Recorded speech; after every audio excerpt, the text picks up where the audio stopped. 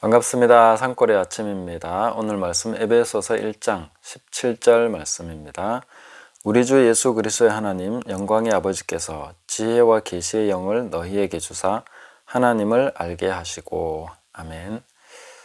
자, 오늘 이 말씀을 통해서 다시 그 지혜와 계시의 영에 대해서 한 번 더 살펴보려고 합니다.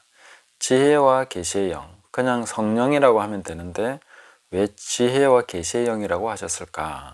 이 부분을 또 우리가 봐야 되겠고, 이 개역 개정판이 아닌 개역 한글판에서는 지혜와 계시의 정신이라고 번역했었는데 정신보다는 영이 훨씬 더 원문에 가깝죠. 그리고 영이라고 번역했기 때문에 성령이구나 하고 우리가 인식을 할 수 있는 것이죠.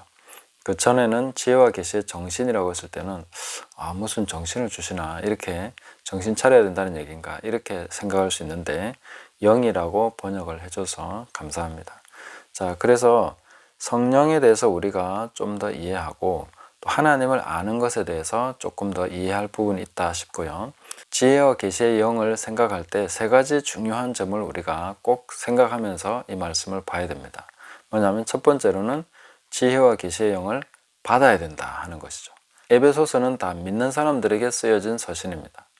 이미 그리스도를 알고 믿고 하나님을 사랑하는 믿음이 있는 그 사람들에게 쓰여졌는데 사도 바울은 그 사람들에게 지혜와 계시의 영을 주시도록 그렇게 기도하고 있습니다.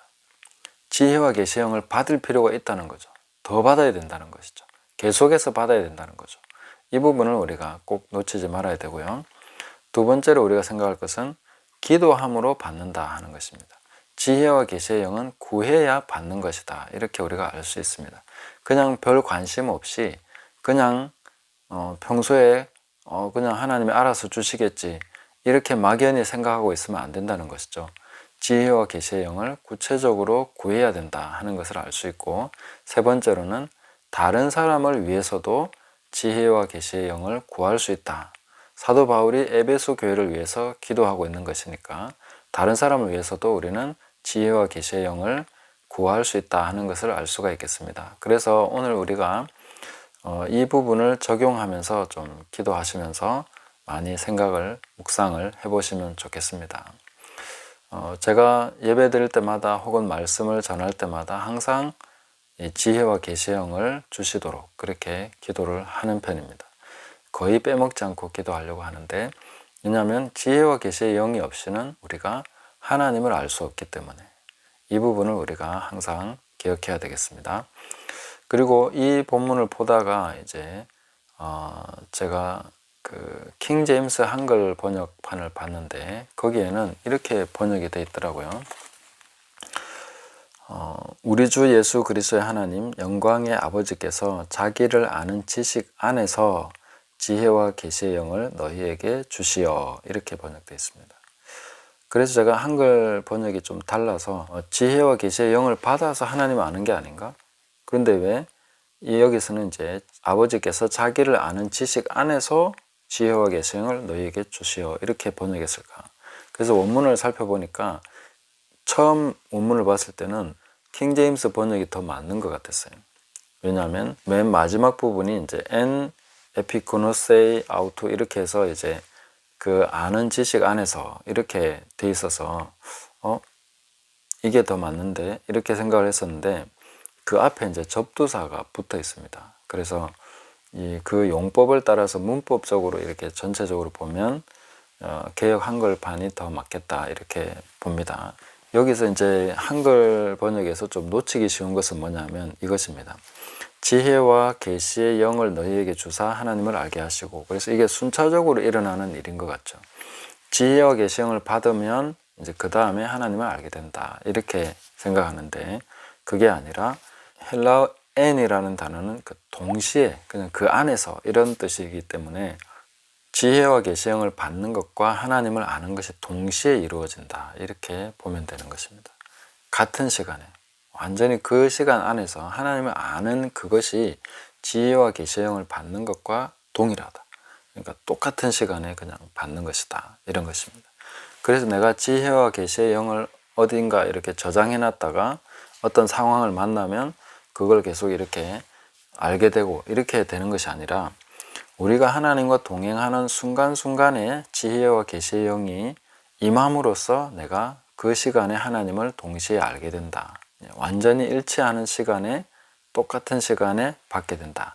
이렇게 우리가 볼 수 있겠습니다. 그래서 우리 평소에 지혜와 계시의 영을 계속 사모해야 된다는 것이죠. 하나님을 아는 것이 바로 그걸 통해서 이루어지기 때문이죠.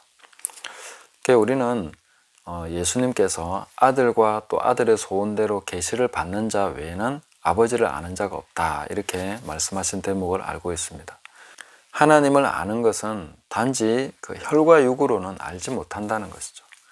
이건 혈과 육에 관련된 문제가 아니라는 것입니다. 그래서 크리스찬의 삶을 보면 사실 우리가 알고 보면 굉장히 초자연적인 영역에서 살아가고 있다는 것을 알게 됩니다. 하나님을 아는 것이 그냥 자연적인 영역에서는 불가능한 일이라고 말씀해 주고 있는 거죠. 이것은 지혜와 계시의 영이 관여하셔야 되는 것이고, 그 다음에 계시가 없이는 아버지를 알 사람이 아무도 없다라고 말씀하셨습니다. 그러니까 오늘 이 본문에서도 아주 중요하게 우리가 봐야 되는 부분이 뭐냐면, 하나님을 지칭할 때 우리 주 예수 그리스도의 하나님 이렇게 말씀하고 있습니다. 그냥 하나님, 창조의 하나님, 영광의 하나님 다 우리가 맞는 말입니다. 그러나 우리가 하나님을 정확하게 인식하려고 할 때는, 하나님을 정말 안다라고 말할 수 있으려면은 예수 그리스도의 하나님, 그분을 우리가 봐야 됩니다. 그래서 항상 예수 그리스도로 말미암아 하나님을 이해해야 바르게 알게 되는 것이죠. 나로 말미암지 않고는 누구도 아버지께로 올 자가 없다. 그 아버지를 이해할 자도 없고 알 자도 없다는 것입니다. 가까이 접근이 불가능하다는 것이죠. 그렇기 때문에 우리가 항상 예수님을 통해서 하나님을 알아가는 이것을 계속해 나가야 됩니다. 심판의 하나님에 대해서도 우리가 두렵죠. 그러나 예수님을 통해서 그 하나님을 알아가면 그 하나님을 정당하게 바르게 알게 됩니다. 물론 두려운 하나님은 맞지만, 그러나 예수님 없이 그 하나님을 보게 된다면 우리는 그냥 죽음일 뿐이죠. 그러나 예수님 안에서 이미 모든 그 죄값을 담당하신 그분 안에서 우리가 하나님을 배웁는다면, 그 심판의 하나님, 영광의 하나님도 단지 두렵기만 한 하나님이 아니라 그 사랑의 그 안에서 우리가 하나님의 영광을 보면서 즐거워할 수 있다. 그 예수 그리스도로 말미암아 우리가 담대히 하나님의 보좌 앞에 나갈 수 있다 하는 것을 우리가 알게 되는 것입니다. 그래서 이런 그 하나님을 단지 신학적으로 알아가는 것뿐만 아니라 우리가 지식적으로 뭔가 공부해서 스터디를 해서 하나님을 알아가는 것뿐만이 아니라 바로 그리스도 안에서 지혜와 계시의 영으로 말미암아 하나님을 알게 되는 것, 그렇게 아는 것이 바로 생명입니다. 하나님을 아는 것이 곧 생명입니다. 그래서 영생은 곧 하나님과 그의 보내신 자를 아는 것입니다 라고 했습니다. 하나님을 아는 것이 곧 영생이 된다는 것이죠. 왜냐하면 그것은 바로 성령을 받음과 동시에 이루어지는 것이기 때문에 그런 것입니다. 그 자체가 바로 생명인 것이죠. 하나님을 아는 것은 그냥 생명으로 우리에게 오는 것입니다. 그래서 그것은 반드시 변화를 나타내고, 그 생명이라는 것은 살아있기 때문에 분명히 어떤 효과를 나타내고 변화를 나타내고 그 이후의 결과를, 열매를 내게 되는 것이죠.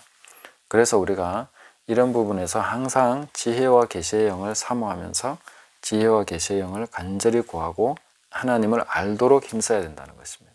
선지자들이 말했듯이 이 백성이 지식이 없어서 망하는도다. 그래서 더욱 힘써 여호와를 알자 이렇게 말씀하고 있지 않습니까? 그래서 그 하나님을 우리가 알아가기 위해서 지혜와 계시의 영을 계속 구하고, 또 다른 사람들 위해서도 그 지혜와 계시의 영을 구해야 한다 하는 것입니다. 이사야 11장에 보시면 그 하나님의 영이 7영으로 나오죠. 제가 한번 읽어드리겠습니다. 그의 위에 여호와의 영, 곧 지혜와 총명의 영이요 모략과 재능의 영이요 지식과 여호와를 경외하는 영이 강림하시리니. 자, 여기서 여호와의 영에 대해서 7가지로 쭉 분류해서 말씀해 주시고 있는데, 제일 첫 번째가 바로 지혜입니다. 지혜가 등장하고, 그 다음에 계시는 어디에 있는가? 이 계시라는 것이 강림과 더 가깝지 않을까 이렇게 생각을 해봅니다. 강림하셔서 그 오심으로써 벗겨주시니까, 성령이 오심으로써 우리 무지를 벗겨주시고 수건을 벗겨주신다 했으니까 하나님의 영광을 보지 못하도록 가리는 그 수건을 벗겨주시는 것, 그게 이제 계시가 아니겠습니까? 수건을 벗은 얼굴로 주의 영광을 바라볼 수 있도록 해주시는 것, 그것이 바로 성령이 강림하심으로써 오셔서 보게 하신다 하는 것입니다. 그래서 우리가 하나님을 아는 것은 그냥 말씀 듣고 아 좋아 내가 알게 됐어 이런 정도가 아니라는 것이죠. 하나님을 아는 것은 바로 성령을 받는 것입니다. 성령을 받음으로 하나님을 알게 되는 거죠. 지혜와 계시의 영을 받음으로써 하나님을 알게 된다. 그 하나님을 아는 것과 받는 것은 동시에 이루어지는 것이다. 이렇게 우리가 볼 수가 있겠습니다. 자, 이 부분에서 우리가 조금 주의하고 짚어보고 넘어가야 될 것이 과거에 이제 가장 초기에 기독교 초기의 이단이 바로 영지주의라는 이단이 있습니다. 영적 지식을 굉장히 강조하다 보니까 영지주의로 나가게 되는데 이 영지주의는 최초의 이단이라고 볼 수도 있습니다. 아주 초기의 이단인데, 그런데 왜 영지주의가 초기의 이단으로 나왔겠는가 하는 것을 우리가 생각해 보면 이 지식이라는 것이 굉장히 중요하게 성경에서 취급되고 있기 때문입니다. 하나님을 아는 것, 정말 아는 것이 굉장히 중요하게, 아는 것이 곧 영생이라고 얘기하는 이런 본문들이 계속 나오기 때문에 이 지식을 강조하다 보니까 영지주의로 넘어갔는데, 그 이단이 등장함으로써 이 지식적인 부분에 상당한 그 타격을 받게 되는 것이죠. 그래서 우리가 균형이 필요합니다. 우리가 채소를 먹을 때도 상추나 배추나 뭐 다 일정 부분에 독소가 들어있습니다. 어느 정도 들어있다는 거죠. 그런데 그것이 사람이 먹어도 아무 해가 되지 않는 것은 조금밖에 없기 때문입니다. 근데 그게 양이 많으면 그 독소만 막 모아가지고 다량을 투입하게 되면 사람이 상당히 중독이 될 수도 있고 사망에 이를 수도 있는 그런 독들이 다 있다는 거죠. 그렇기 때문에 이 지식에 대한 부분도 지나치게 강조하면 독소가 되는 것이지만 이런 부분에서 우리가 적당하게 지식에 대해서 인식을 하고 인지하고 있으면 굉장히 우리에게 큰 유익이 된다. 지식이 굉장히 중요하다. 아는 것이 엄청나게 중요한 것이다 하는 것을 우리가 분명하게 인식하고 넘어가는 것은 우리 성화의 삶에 있어서 굉장히 중요한 그런 포인트가 될 수 있다 하는 것을 말씀드리겠습니다.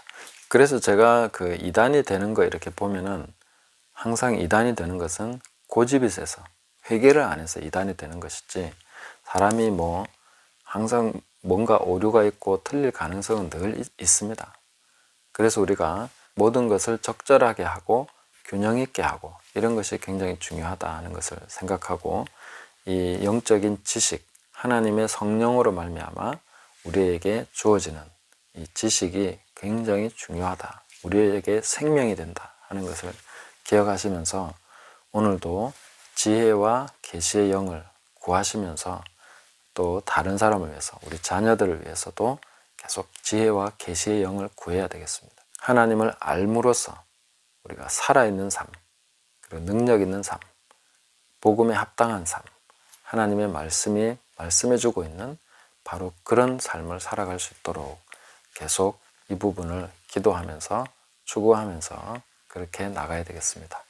자, 우리가 그러면 두 가지 더 의문이 생깁니다. 하나는 그러면 하나님이 그냥 막 주시면 되지 않습니까? 모든 사람에게 지혜와 계시의 영을 주시면 그들도 다 하나님을 알게 되고 회개하고 돌아올 거 아닙니까? 구하지 않아도 주시면 안 됩니까? 하나님을 알게 되면 회개도 하게 될 것이고 기도도 하게 될 것이고 다 하게 될 것인데 왜 그렇게 하지 않습니까? 이렇게 질문해 볼 수도 있겠습니다. 이 부분에서 우리가 보면 말라기서 말씀을 참고를 해서 보겠습니다. 2장 15절 보시면 그에게는 영이 충만하여서는 오직 하나를 만들지 아니하셨느냐, 어찌하여 하나만 만드셨느냐, 이는 경건한 자손을 얻고자 하십니다. 그러므로 내 심령을 삼가 지켜 어려서 맞이한 아내에게 거짓을 행하지 말지니라. 아멘. 자, 여기서 보시면 하나님이 영이 충분하심에도 불구하고 하나님은 오직 하나를 만드셨다. 그것은 경건한 자손을 얻기 위해서다. 이 구약에서 상당히 어려운 본문인데 사실 이 본문을 보면 그 에베소서 말씀에 교회와 아내의 관계를 얘기하면서 사도 바울이 왔다 갔다 하는 것 같아요. 교회를 얘기하는 건지 부부 관계를 얘기하는 것인지 이렇게 나중에 보면 또 교회에 대해서 말하노라 이렇게 얘기하는데 그런 것처럼 이 두 가지를 왔다 갔다 하면서 선지자는 그렇게 말씀을 하고 있는 것 같습니다. 부부 관계에 대해서 얘기하고 있는 것 같지만 또 하나님께서 그 자손들 하나님의 백성들에게 성령을 부어주심에 있어서 왜 이 부분에 극히 제한적으로 하시는가? 이것은 정말 경건한 자손을 얻고자 하십니다. 그래서 영을 막 부어주시면 우리가 창세기 6장에서도 보시면 그들이 타락했을 때 육체가 됐을 때 나의 영이 영원히 그들과 함께하지 않겠다. 왜? 그들이 육체가 되기 때문이다. 하나님께서는 남발하셔가지고 막 부어줘가지고 억지로 변화시키는 그런 식으로 역사하지 않으신다는 것이죠. 구하는 자에게 주신다는 거죠. 그 마음을 주시고 오랜 시간 동안 계속 우리가 성령은 역사하셔서 이해하게 하시고 기다리시면서 또 기도할 때까지 그리고 기도할 수 있도록 하시고 또 이런 가르침들이나 다양한 것들을 접하면서 그 스스로 하나님 은혜 안에서 그 스스로 기도하고 구하는 그런 단계로 나가기까지 기다리고 계시는 거죠.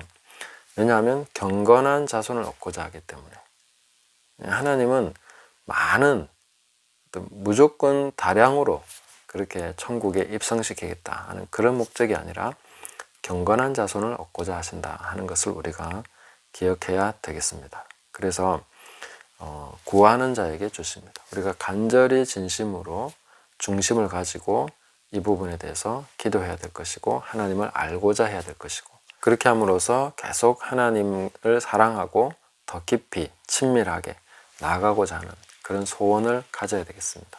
그렇게 해서 이 사도 바울이 기도하고 있는 이 기도, 이 내용을 우리가 끊임없이 계속해서 하나님 앞에 간구하면서 지혜와 계시의 영을 받음으로 하나님을 아는 사람으로서 살아가야 되지 않겠습니까? 하나님을 모르면 망한다 했습니다. 하나님을 아는 지식이 없어서 망한다 했습니다. 그래서 우리가 오늘 이 하나님을 알게 해주십시오. 이것이 바로 내 생명인 것을 알게 해주시고 내 생명처럼 여기면서 기도하면서 나가야 되겠습니다. 또 앞으로도 계속해서 이 기도로 하나님 앞에 나아가 우리 모두가 지혜와 계시의 영으로 계속 하나님을 알아가는 그런 삶을 살아가게 되기를 예수님의 이름으로 축복합니다. 감사합니다.